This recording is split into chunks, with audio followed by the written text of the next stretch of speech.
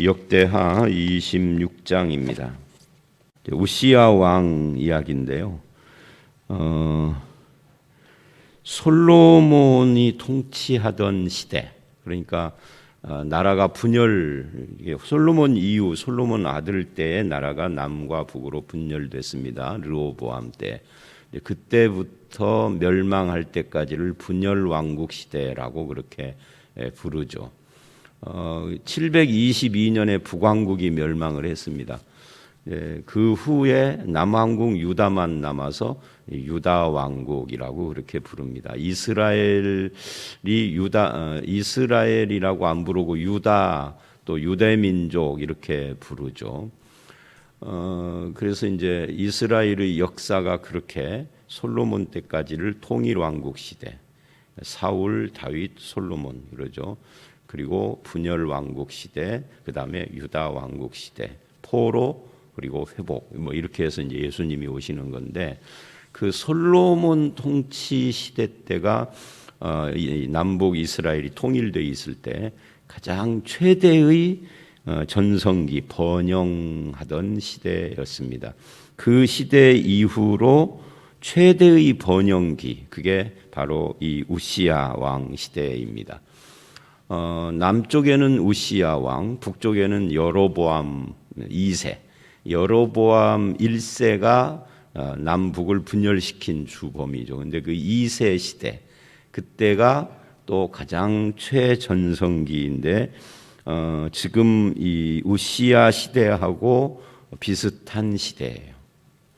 그러니까 남북이 최대의 번영을 누리던 시대입니다. 근데 그 최대의 번영기가 지나고 북이스라엘은 얼마 안 있어서 쇠퇴하고 멸망을 해요. 남쪽 유다는 그로부터 좀 더 갑니다만은, 그래서 이 우시야 왕이 52년을 다스렸는데, 그 다스리고 죽었을 때, 그때 이제 이사야서를 보면 이사야가 그 동시대입니다. 우시야 왕이 죽기 직전서부터 시작을 해서 그 이후죠.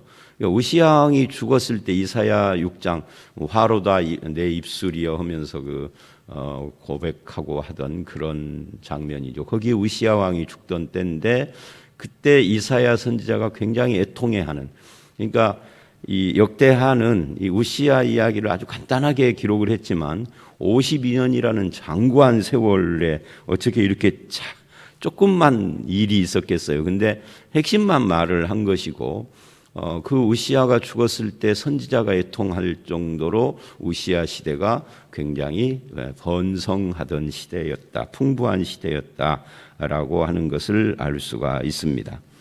근데 그 우시야 시대 이야기를 하면서 1절로 3절 우시야가 이 엘롯이라는 곳을 건축했다 하는 이야기를, 우시야가 16세의 왕이 되어서 52년을 다스렸다 하는 이야기를 하는 것이 주 내용인데, 1절로 3절이 거기에 뜬금없이 엘롯 건축 이야기가 등장을 해요.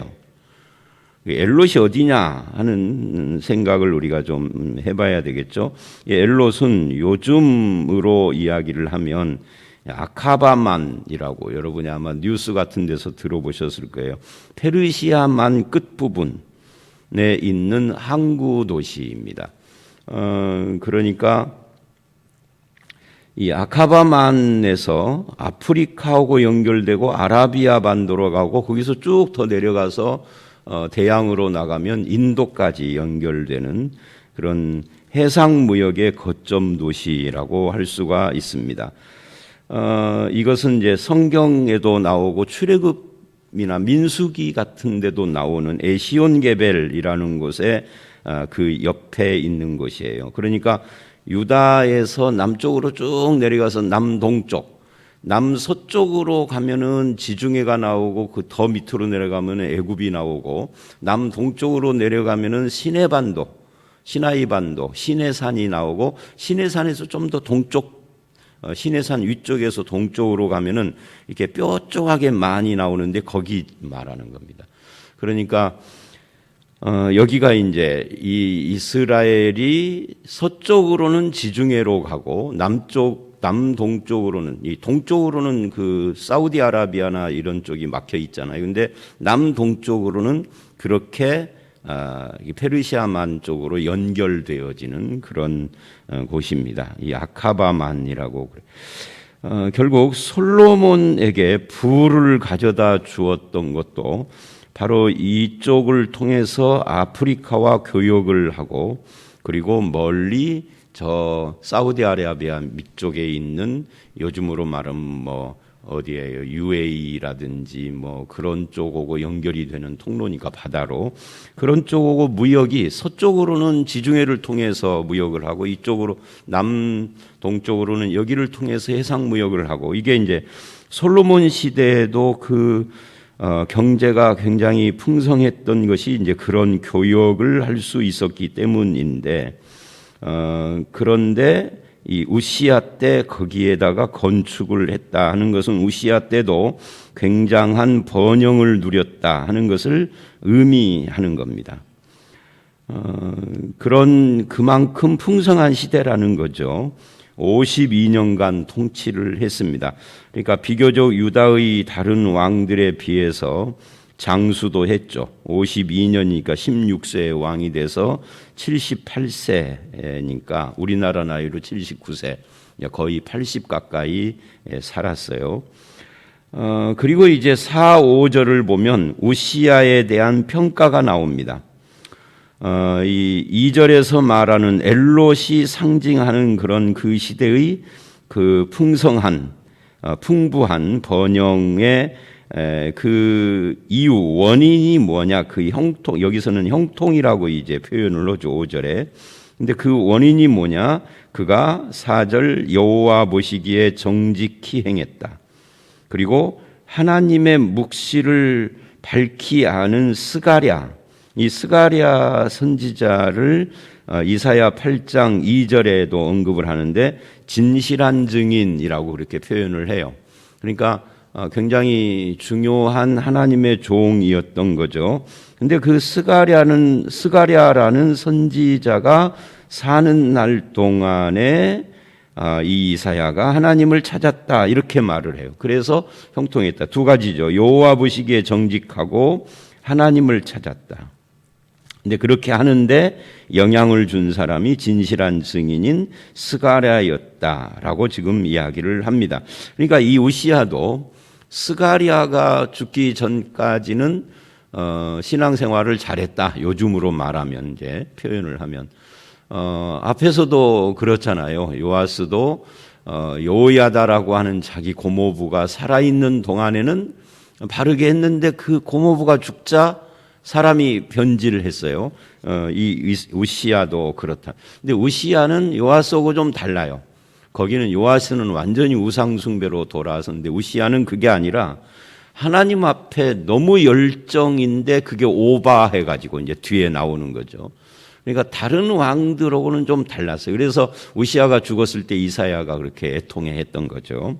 자, 어쨌든 간에 여기서 우리는 또다시 스가랴라고 하는 그런 왕에게 절대적인 영향력을 주는 참된 하나님의 종, 진실한 증인에 대하여서 보게 됩니다.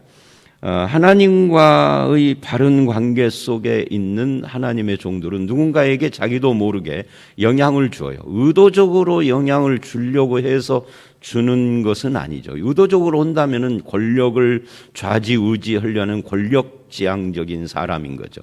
근데 그런 것 말고, 뭐 최순실이나 그 아비처럼 그런 것 말고, 본인 자신이 하나님 앞에서 진실한 증인이다 보니까 그 영향을 받는 거죠. 우리도 그런 삶을 살아야 되는데 이걸 거꾸로 우시야 입장에서 보면은 하나님과의 직접적인 관계보다 제3자를 통한 하나님과의 관계여서 약간 아쉬움이 있는 거죠. 스가랴가 살아있던 살아있지 않던 나는 하나님 앞에서 바르게 왕의 길을 걸어간다. 이렇게 해야 이게 진짜 바른 신앙인 건데 이건 오늘날도 마찬가지입니다. 며칠 전에도 계속 말을 했던 것처럼 목사 의존적인 신앙, 목사 입장에서는 기분은 좋은데 그게 성경이 말하는 좋은 신앙은 아니에요. 그렇다고 해서 목사를 무시하고 뭐 목사를 무슨 개똥 취급을 해라 이런 이야기가 아니라 목사는 중간에서 소개하는 입장인데 그 소개가 끝나고 나면은 둘이 직접 만나야 되잖아요. 소개하는 사람이 계속해서 데이트하는데 따라다니면 안 되는 것처럼 또 그런 것이라는 거죠. 그래서 자립신앙이 되어야 하는데 그것이 못됐다 하는 것이 우시아의 아쉬움입니다. 그 다음에 6절로 15절. 이제 우시아가 하나님이 형통케 한 그 형통의 내용들을 쭉 이야기를 하고 16절 이하에는 우시아의 범죄 이야기를 하고 이렇게 둘로 나누어지죠. 근데 그 6절로 15절을 보면 대외적으로 이제 군사력이 강성해지는 이야기가 6절로 8절이에요. 그리고 국내적으로는 9절로 15절 건축과 군사력 강화, 이 군사력이 강화되고 건축을 하고 하는 모든 것이 7절에 하나님이 그를 도우사라고 말을 하고요. 그러니까 이 대외적으로도 하나님의 도우심이 있었다고 말해요. 6절로 8절에 7절의 핵심. 그 다음에 9절로 15절에 국내적으로도 기이한 도우심, 그게 15절이죠. 그래서 이 하나님의 도우심이라는 7절과 15절의 기이한 도우심이라고 하는 이 두 가지가 우시아의 형통의 원인이다, 강성함의 원인이다라는 이야기를 하고 있는 겁니다. 그래서 하나님이 도우셔서 6절로 8절 암몬이 조공을 바치고 8절에 보면은 그 이름이 애굽에까지 알려지고 하는 그런 이야기가 나옵니다. 여기서 이제 그 8절의 끝에 보면은 우시아가 매우 강성하여 이름이 애굽 변방까지 퍼졌더라 하는 그런 표현이 나와요. 이런 것이 이제 우시아의 강성함에 대한 그런 표현이다라고 할 수가 있죠. 그리고 이제 9절 이하를 보면 9절에 우시아가 예루살렘에서 성 모퉁이 문과 골짜기 문과 성 구비에 망대를 세워 견고하게 하고 또 광야에 망대를 세우고 이렇게 나가는데요. 이게 이제 여기 10절의 광야는 유다 남부 네게부 지역을 말하는 건데 이 9절에 성 모퉁이 문과 골짜기 문과 성 구비의 망대를, 이 이야기는 어떤 이야기냐면 25장에 보면 25장 23절에 전임인 이 아버지인 아마샤 때에 북이스라엘 군대가 이 아마샤의 범죄 때문에 하나님이 징계해서 허용을 해서 북이스라엘이 쳐들어와서 예루살렘을 점령했는데 그때 허물어 버렸던 것들입니다. 파괴됐던 거예요. 그것을 복구를 못하고 있다가 오시아 시대에 그것을 다 복구를 하고 회복을 했다라는 이야기니까 이게 지금 굉장히 중요한 거예요. 국내적인 8절까지는 대외적인 것이고 9절서부터는 국내적인 이야기를 지금 그렇게 하고 있는 겁니다. 그래서 그렇게 강성해지면서 이제 14절 15절에 30만 군대 며칠 전에도 요 군사력 숫자 이야기를 했었죠. 이 시대, 이 고대 시대, 그러니까 우시아 시대는 지금부터 2700, 800년 전이니까 생각을 해보세요. 주전, 서기 전 BC 800년, 700년 되면은 엄청난 오래전 이야기입니다. 그 거의 원시 시대 같은 때죠. 우리 입장에서 보면은. 그런데 그때 30만이면은 한반도는 전체 인구 정도 된다고요. 그러니까 그렇게 강성했다는 이야기죠, 지금. 거기에다가 신무기까지 만들었다, 그런 이야기예요. 거기 뭐 우리가 보기에는 무슨 뭐 방패, 창, 투구, 갑옷, 활, 물맷돌 이러지만은 이때 한반도는 무슨 뭐 창, 투구 이런 것이 있었는지 없었는지도 잘 모르겠어요. 그리고 15절을 보면 무기를 고안하게 하여 제주 있는 사람들에게 신무기를 만들었다는 거예요. 그러니까 군사력이 굉장히 강대했는데 이 모든 것이 하나님의 기이한 도우심이었다. 그래서 뭐 나머지 자세하게 뭐 농사를 좋아하고 뭐 이런 것들까지 다 뭐 설명할 필요는 없고 읽으시면 되니까요. 여기서 우리가 보는 것은 이 우시야를 통하여서 바라본 우리 신자들의 삶, 내 삶이 하나님이 힘이 되시고 능력이시다. 하나님의 기이한 도우심이 나를 나 되게 한다. 그래서 우리는 뭐를 해야 될 것이냐 할 때 하나님 앞에서 그 말씀에 귀 기울이고 15절까지 우시야의 긍정적인 삶의 특징처럼 순종하고 정직하게 살고 하나님의 도우심을 구하는 그런 믿음으로 사는 삶, 그게 우리가 해야 할 일이고, 그러면은 하나님께서 기이한 도우심으로 우리 삶을 인도하신다 하는 그런 이야기예요.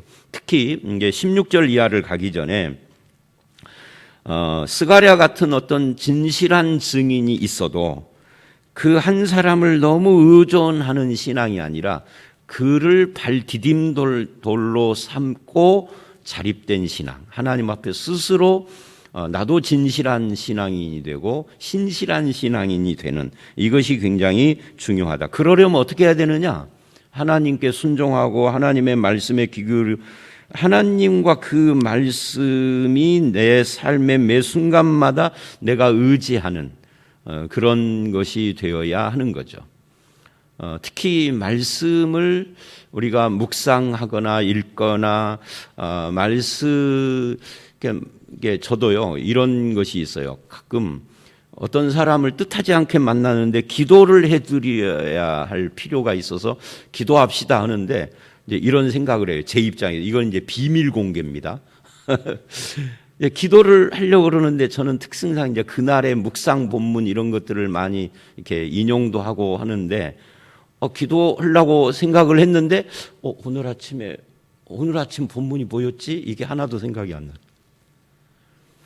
그래서 말씀을 묵상하여서 거기에 순종한다는 것이 하나님의 말씀을 늘 기억하여서 머리가 똑똑해져야 된다 이런 이야기는 아니에요. 오늘 아침 묵상한 거 오늘 오후쯤 한 3시쯤 잊어버릴 수 있죠. 뭐 그거를 다 기억하고 그거 다 무슨 컴퓨터처럼 그러라는 것이 아니라, 말씀 묵상을 왜 하느냐 하면 기억하기 위해서가 아니라 한 3일 전 것도 기억하라 이런 것이 아니라 특별한 표현, 여기 뭐 기이한 도우심 이런 건 기억할 수는 있겠죠. 근데 엘롯 이런 건 기억도 못하죠. 오늘이 아니라 이 시간 지나서 한 서너 시간만 지나도 엘롯 뭐 이렇게 의문을 표할 거예요. 그게 아니라 말씀을 묵상하고 기도하는 삶을 사는 것이, 그것이 이게 뭐라 그럴까요? 내 속에 체질이 된다고 그럴까? 체질? 습관이 아니라요. 뭐라 그럴까요? 말씀의 사람이 되는 거죠. 그 정신에. 그게 중요한 거예요. 말씀의 문구를 기억을 못해도 그게 계속 말씀을 읽고 묵상하고 기도하는 삶을 살면 그 말씀의 정신에 내가 지배를 받아요. 어떤 한 문구를 기억하고 않고의 차이를 떠나서 그게 중요해요. 하나님의 인도를 받는, 그래서 어떤 결정을 할 때에도 그 하나님의 말씀과 그 뜻의 범위 안에서 벗어나지 않게 되는 거죠. 머리가 똑똑해서 다 기억하면 좋겠지만 그런 사람은 존재하지 않을 겁니다. 아마 나만 그러는 것이 아니라. 그래서 이런 부분들이 굉장히 중요하다. 그래서 이런 하나님의 기이한 도우심, 나도 내 삶의 모든 것이 그런 도우심이었다라고 고백하고, 그래서 하나님과 하나님의 말씀을 늘 가까이 해야 하는데, 문제는 이제 그 기이한 도우심을 기억하고 그래서 내가 있다라고 하다가 교만해진다는 거죠. 그 기이한 도우심이 계속되면은 그것이 기이한이 빠져요. 기이한 도우심이 아니라 빠져버리고 그냥 하나님이 당연히 나 같은 사람 도와야지 이렇게 된단 말이죠. 이게 특별한 도우심인데, 그러면은 뭐가 되는 거예요? 이제 하나님의 기이함이 사라지면 내가 이제 특별해지는 거죠. 그래서 자기가 특별한 척 하기 시작하는데 그게 16절 이하의 우시야의 범죄였다는 거죠. 우시야는 타락이라고 말하지 않고 범죄라고 합니다. 왜냐하면 하나님을 떠나거나 그런 것이 아니라 너무 열심히여서 법을 어겼기 때문인 거예요. 법도 하여튼 그래서 16절 이하를 보면 이렇게 시작을 합니다. 그가 강성하여짐에, 사람이 잘 안 될 때도 문제가 있는데 반대로 잘 될 때도 문제가 있는 거예요. 그러니까 가난해서 신앙이 흔들리는 사람 있는데, 그러면 그 사람이 부유하게 되면 교회를 안 나와. 인간이 이상한 거예요. 예, 병들고 연약하여도 흔들리는데 너무 건강하면은 맨날 골프 치러 다녀. 교회 안 오고. 그래서 인간은요, 어려워도 문제를 일으키는 존재, 편안해도 문제를 일으키는 존재. 그래서 죄인인 거죠. 이 우시야는 강성해짐에 뭐 했다고요? 교만했다. 이것이 하나님의 기이한 도우심인 것을 잊어버린단 말이죠. 그래서 악을 행했다. 근데 그 악이 뭐고 범죄가 뭐냐? 여호와의 성전에 들어가서 향단에 분향하려 한 것이다 하는 거예요. 그러니까 이 성전에 들어가서 분향한다 하는 것이 왜 문제냐 하면은 이걸 일종의 영역 침범을 한 거죠. 하나님께서 이스라엘에게 세 가지 중요한 직분을 주었어요. 이게 기름 부음이죠. 왕, 선지자, 제사장입니다. 왕과 제사장은 세습직이에요. 애지간하면 세습이 되는 거죠. 특별히 무슨 반역이 일어나면. 근데 유다는 반역이 일어나도 그래도 그 가문밖에 없으니까 어차피 그렇게 하는 거예요. 제사장도 세습직이고 레위인. 그리고 선지자는 세습직이 아닙니다. 하나님이 그때그때 세우시는 존재예요. 이 셋의 영역이 다 다르죠. 왕은 통치, 제사장은 제사, 선지자는 말씀, 이렇게 딱 나누어져 있는 거예요. 이것이 신약에 오면 예수 그리스도에게서 통합돼서 그리스도 기름 부음이라고 되는 거고, 오늘 신약의 교회는 이제 이런 세 직분이 있는 것은 아니죠. 예수 그리스도에게 통합됐기 때문에. 그래서 왕은 성전에 들어가서 제사장이 해야 할 일을 대신하거나 월권할 수 없어요. 이 삼권 분립처럼 서로가 이게 견제하고 이렇게 자기 영역을 딱 나누어 갖고 있는 건데, 우시야가 풍성해지고 모든 것이 형통하고 계속 오다 보니까 이게 제가 자신감이 생긴 거예요. 하나님이 세운 말씀의 원칙을 무시해 버린 거죠. 그래서 왕이 아닌 아론 제사장, 아론의 자손의 제사장들이 해야 할 직무를 왕인 자기가 하겠다라고 나선 거예요. 하나님이 주신 나의 분수를 넘어간 거죠. 로마서에서도 그리스도인의 구원 이야기를 다 끝낸 뒤에 생활편을 이야기를 하는 것이 로마서 12장 이후인데, 생활편 이야기의 총론이 하나님의 그 뜻을 구하며 너희 몸을 산제사로 드리라 하고 로마서 12장 1, 2절에 그래요. 그리고 이제 3절서부터 구체적인 이야기를 들어가는데, 구체적인 이야기를 들어가자마자 나오는 말씀이 분수대로라고 합니다. 분수대로. 자기 분수를 아는 것이 중요한데, 우시야가 너무 형통하다 보니까 분수를 초월해 버린 거죠. 자기 분수를 넘어서. 그래서 17, 18절 제사장 아사랴, 이 재미있는 것이요, 우시야 왕의 원래 이름도 아사랴예요. 그래서 아사랴라고 표현할 때도 있어요. 역대기에서는 그렇게 않지만, 그런데 이 제사장 이름도 아사랴. 그러니까 우시야의 거울 같은 존재죠. 우시야하고 원명이 같은, 그 아이러니한 거예요. 그런 제사장이 80명의 용감한 제사장들과 함께 등장을 해서 책망을 합니다. 왕이여 나가소서 그래요. 제사장이 할 바인데 왜 당신이 여기 와서 그 짓을 하느냐. 왕이 범죄하였다. 하나님께 영광이 되지 못한다라고 확실하게 지적을 합니다. 그리고 이제 그런 지적을 받은 우시야가 19절 화를 내죠. 화를 낼 때에 나병이 생겼다. 하나님이 치셨다. 결국 하나님의 전에서 끊어졌다. 하나님과의 교제가 끊어져. 이게 하나님의 징계죠. 사실은 이 말은 뒤집으면 하나님과 교제하는 것이 최고의 복이다라고 말할 수 있는 겁니다.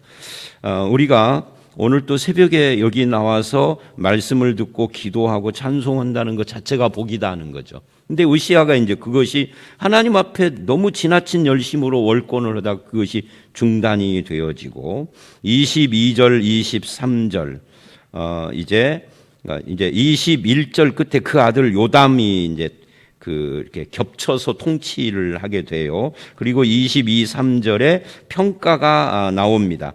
나병이라는 것은 사람들로부터 분리시키는 것이잖아요. 그래서 이제 죽은 뒤에도 그 죽은 시체를 왕의 묘실에다가 안치를 못하고 그 옆에 접한 곳 옆에다가 묻었다라고 함으로써 이 우시아가 어떻게 불행했는가를 보여주는 겁니다.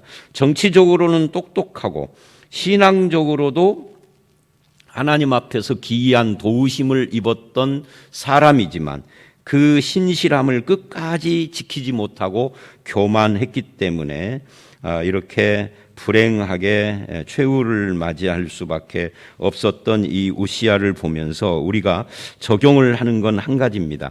내가 형통하든 형통하지 않든 나는 하나님의 기이한 도우심 안에 있다. 그래서 겸손해야 되고 늘 하나님을 가까이 해야 하는 것이죠. 이것을 잊어버리면 하나님의 기이한이 아니라 나의 특별함을 강조하면 교만하게 됩니다. 그리고 하나님의 기이한 도우심을 반대쪽에서 잘못 보면은 스스로에 대해서 좌절.